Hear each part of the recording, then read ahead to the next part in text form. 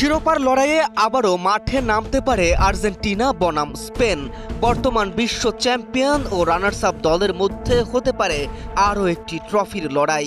আর্জেন্টিনার সামনে সুযোগ থাকছে বিশ্বকাপ হারের ক্ষত কিছুটা হলেও মুছে নেয়ার, আর স্পেনের সামনে সুযোগ ব্যবধান আরও বাড়িয়ে নেয়ার। বিশ্বকাপ ফাইনালে স্পেনের কাছে হারের হতাশা এখনও আর্জেন্টিনার সমর্থকদের মনে, তবে সেই ম্যাচের জবাব দেওয়ার সুযোগ খুব বেশি দূরে নাও থাকতে পারে। সবকিছু ঠিকঠাক এগোলে চলতি বছরের শেষ ভাগেই আবারও মাঠে নামতে পারে ইউরোপ ও দক্ষিণ আমেরিকার দুই বর্তমান চ্যাম্পিয়ন। সম্ভাব্য এই লড়াই হবে ফিনালিসিমা, যেখানে মুখোমুখি হতে পারে 2024 কোপা আমেরিকার শিরোপাজয়ী আর্জেন্টিনা এবং 2024 ইউরো চ্যাম্পিয়ন স্পেন।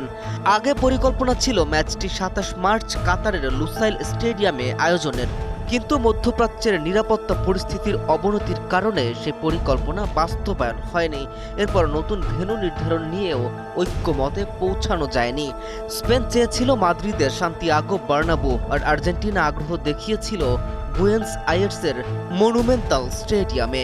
এখন আবার নতুন করে আলোচনায় এসেছে বছরের শেষ দিকে ম্যাচ আয়োজনের বিষয়টি, যদিও এখনো তারিখ, ভেন্যু কিংবা সূচি চূড়ান্ত হয়নি। AKS অর্জন করল গিনেস ওয়ার্ল্ড রেকর্ডস।